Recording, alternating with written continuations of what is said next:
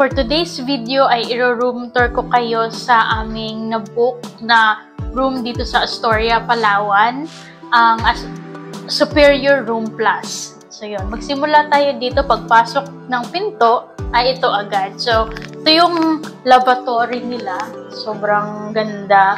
Tapos meron silang baso dito, siguro pang toothbrush, ganon.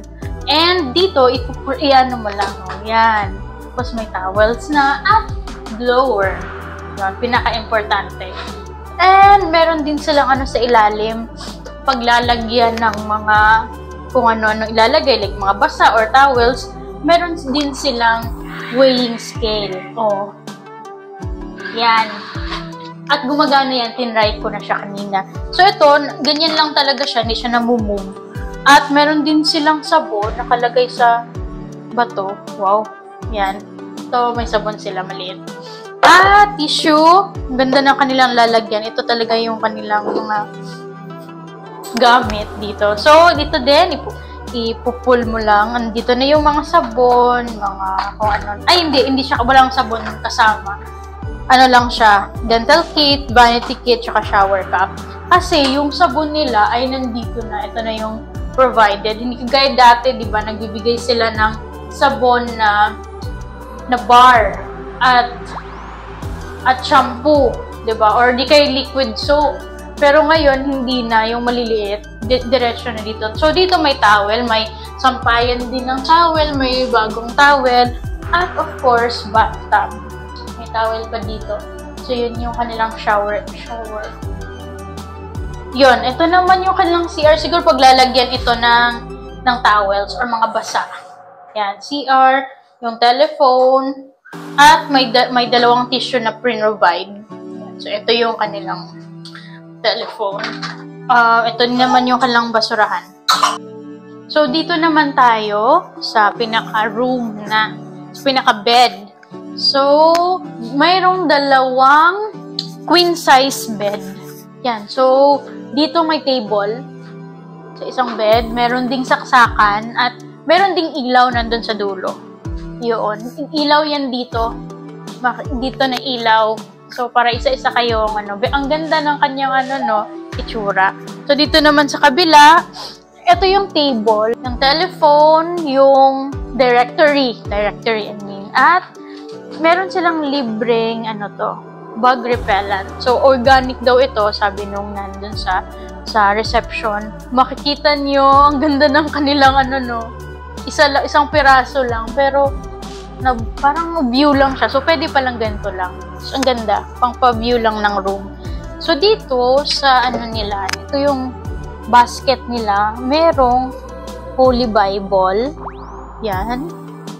At saka, meron ding flashlight. So, ito yung flashlight nila. So, kung tatanggalin mo ito, yan, automatic na iilaw. Bongga. So, yun. Yan, ma-off na din siya pag ibalik mo. Tapos, drawer, walang laman. Pero, may drawer siya, pwede mo siyang lagyan. So, sobrang, ng kanyang kama. Sobrang soft. Tapos, 4 yung pillow, tapos 4 din dun sa kabila. So, yun yung kanya-kanya sila ng table, ng ilaw. At meron din silang salamin dito. Yan, for OOTD checking, di ba? So, tingnan natin itong, try nating i-on yung kanyang ilaw. So, ganito yung, meron siyang table. I-on natin yung ilaw dito. Yan, yan yung ilaw niya. Okay. So, dito naman ang aming view ay pool view. So, ito yung itsura ng view namin. So, ito yung pool, by the way, dito lang din na place. Tinatawag nila itong The Nest. So, bagong establishment. At meron kanya-kanyang pool. So, meron din ibang pool sa villas. Ito yung pool sa The Nest. Ito yung view namin. Window na ito, so hindi mo na kailangan i-open na. Hindi siya kagaya ng may terrace, ganun, wala.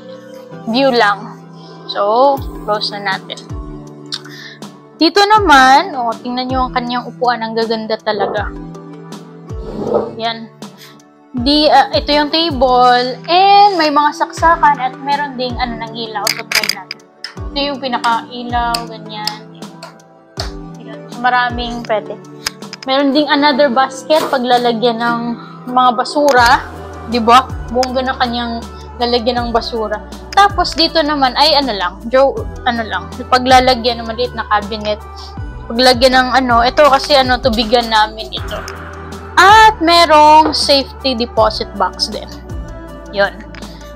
Meron ding tissue dito, meron ding tissue sa CR. So, ito yung kanilang remote for the aircon at mga remote sa kanilang TV at yan, may instruction naman.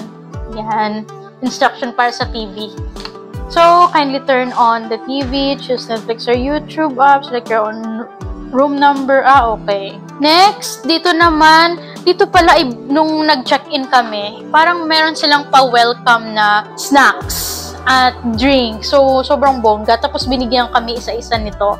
So, dahil 4 kami, 2 bata at 2 adult, so bongga.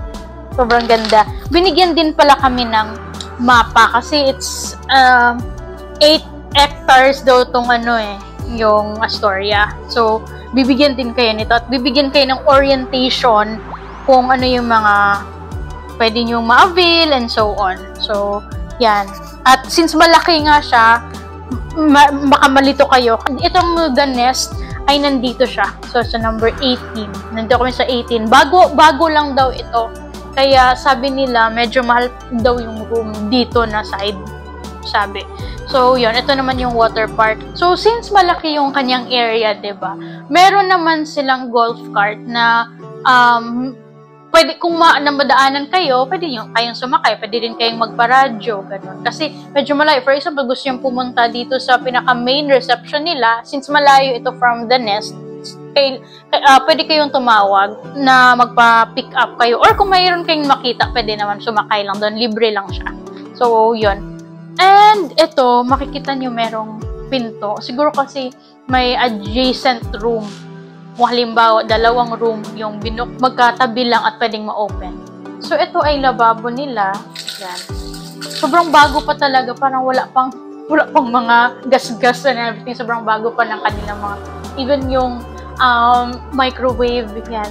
Tapos, meron silang provided na parang 1 litro ito. 1 litro din ito. So, 2 litrong tubig. Pero sabi naman dito na hindi daw safe mag-drink sa faucet. Pero, pwede kayong magpa-refill, magdaya lang ng 0. So, di ba, bongga? Hindi ka na problema sa tubig. Nagdala pa naman kami ng tubig kasi baka walang ang libre. So, yun. At merong electric kettle, may coffee, sugar, at tea. So, yun.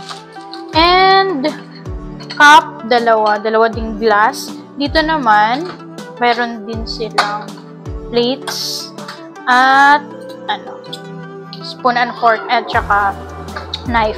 Ito din yung kanilang mini ref, mini fridge. Yan. So, wala pang laman kasi kaka-check-in lang talaga namin. At, dito, may malaking salamin for OOTD. Check. Yan. Yan. Wala pang bihis. So, eto cabinet.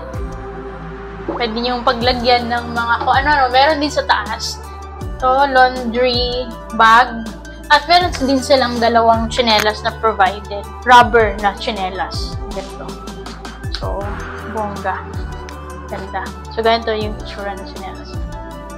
2 provided. Tapos, meron din about sa mga laundry services. Depende yung price sa kung ano yung ipapa-laundry mo.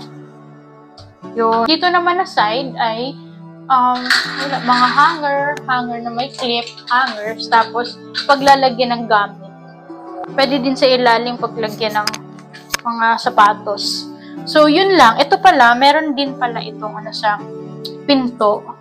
Parang tag. So, pwedeng lagyan sa labas ng service required, tapos privacy please kung gusto nyo ng privacy. Ganun. At, of course, yung key. Of course, yung key card nandito lang. Isa lang yung pinoprovide nilang key card.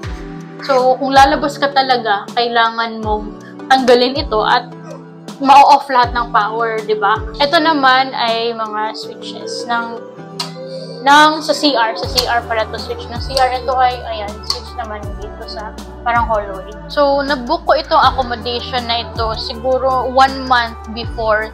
At yung nabayad ko dito for 4 days, 3 nights ay mga nasa 19,000. Pero yung next 2 days naman ay sa ibang room, sa villa naman yun.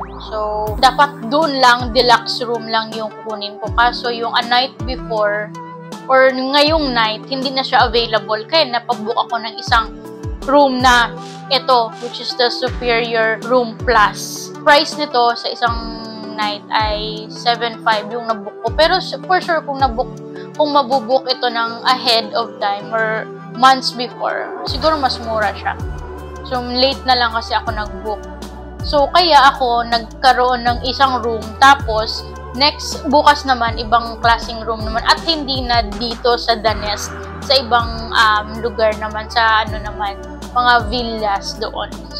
Malapit sa main reception. By the way, kaya ako nag-book sa deluxe room. Yun ang pinili ko. Kasi, mas pinili ko yung may bathtub. Doon kasi ako sa website. Nag-book, tapos nakita ko na sa description parang walang bathtub yung Superior Room Plus, pero meron naman pala. So lahat pala ng kanilang room na 2 queen size bed ay puro may mga bathtub. So kung alam ko lang, dito na lang sana ako nag-book sa buong 3 araw. Pero okay na din para ma-experience din yung isang room doon sa kabilang side, sa deluxe room. At dito, yung malapit dito ay yung water park. Malapit din sa parang convenience store nila. May sariling pool din ito, yung The Nest ang pangalan ng area. Meron ding mga paglabas mo, may mga area na pwedeng paggagalaan. Yan, pag maglalakad. So, kung pupunta ka sa beach, dadaan ka pa sa premium villa. Which is, hindi rin naman masyadong malayo. May mga cart nga na available. Paparadyo lang nila. Sabihan nyo lang ang guard. So, yun.